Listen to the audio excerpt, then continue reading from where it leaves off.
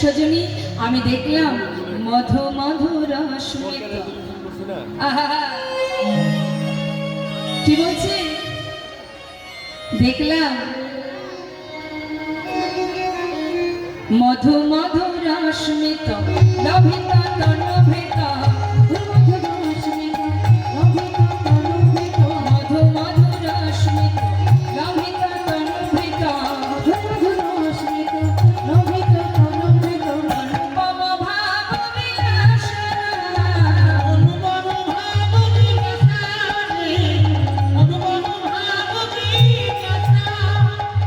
লীলার পাশে দাঁড়িয়ে বৈষ্ণব মহাজন বললেন, হে গোবিন্দ, হে গৌরহরি, তোমার চরণে আমার একটি নিবেদন। হে প্রভু, যেন ওই চরণের যুগল সেবা আমি করতে পারি। পদাবলীর মাঝে মহাজন দীনতা প্রকাশ করে বললেন কি, অগয়ে রাধা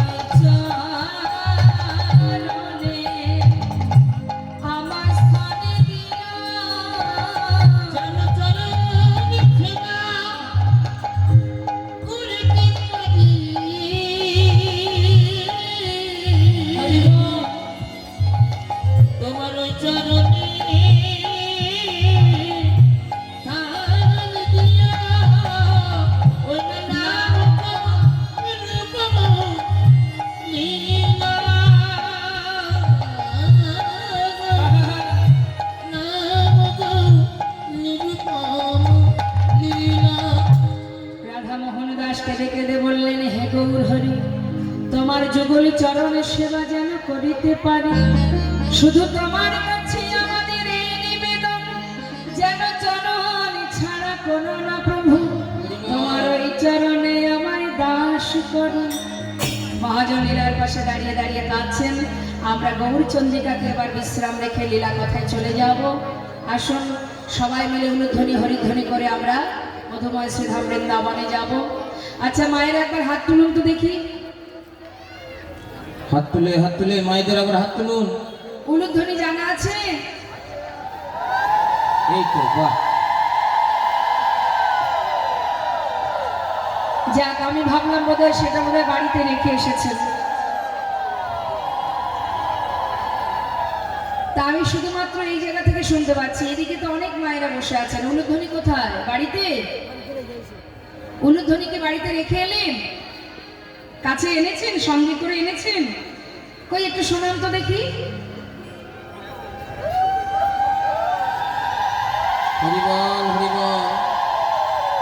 এখন হয়েছে কি বাবা, একটা কথা মনে পড়ে গেল, একটু রিভাব রাখুন, রিভাব রাখুন। এখন হয়েছে কি, বাড়িতে পূজা, হ্যাঁ সত্যনারায়ণের পূজা হবে। শাশুড়ি সবকিছু গুছিয়ে রেখেছে। বৌমাকে বলেছে, বৌমা ঠাকুর মশাই যদি আসে তুমি একটু বসতে দিও, আমি একটু স্নানটা করে আসি। এবার বৌমাকে সব কিছু দেখিয়ে রেখেছে যে এই রইল সব কিছু গোছানো, ঠাকুর মশাই এলে বসতে বলবে, আমি চললাম স্নান করতে। স্নান করতে যেই না চলে গেল শাশুড়ি, এদিকে হয়েছে কি ওই ঠাকুর মশাই ঢুকে গেছে। ঠাকুর মশাই এসে বলছে, ও বৌমা, বৌমা, শাশুড়ি কোথায়? ঠাকুর মশাই আপনি বসুন, মা স্নান করতে গেছে। তাই কি বসলে কি হবে? এখন কি বসার সময়? কতজনের বাড়িতে যেতে হবে, এখন আমি বসতে পারবো না। এই তো দেখছি সব কিছু গোছানো আছে, তুমি একটু হাতে হাতে আমাকে এগিয়ে দাও, আমি পূজায় বসে যাই। এখন বৌমা বলছে, বেশ, তাহলে আপনি বসুন। এখন পূজার আসনে বসেছে মা। একে একে যা চাইছে, প্রদীপটা দাও, ধূপটা দাও, হ্যাঁ, জল শঙ্খ দাও, ঘন্টা দাও, ইত্যাদি ইত্যাদি যা কিছু চাইছে বৌমা সব কিছু এগিয়ে দিচ্ছে। ঠাকুর মশাই হাতে দিয়েছে। ঠাকুর মশাই সব কিছু গুছিয়ে নিয়ে এবার ঠাকুর মশাই আরতি করছে, ঘন্টা বাজিয়ে আরতি করছে। যখন আরতি করছে তখন বলছে, বৌমা উলুধ্বনি দাও। যেই বলেছে উলুধ্বনি দাও, বলছে ঠাকুর মশাই একটু বসুন, আমি এক্ষুনি আসছি। এবার ঘরের ভিতরে গিয়ে খুঁজে খুঁজে খুঁজে খুঁজে কোথাও আর উলুধ্বনি পাচ্ছে না। উলুধ্বনিটা গেল কোথায়? মনে মনে শাশুড়ির ওপর একটু রাগ হচ্ছে মা, যে তিনি সব কিছু গুছিয়ে রেখেছে, উলুধ্বনিটা কেন গুছিয়ে রাখেনি, সে খুঁজে পাচ্ছে না। এখন আলমারির মধ্যে, বিছানার তলায়, এ কোণে ও কোণে সে কোণে সব জায়গায় খুঁজে, উলুধ্বনি আর খুঁজে পাচ্ছে না। কি যন্ত্রণা!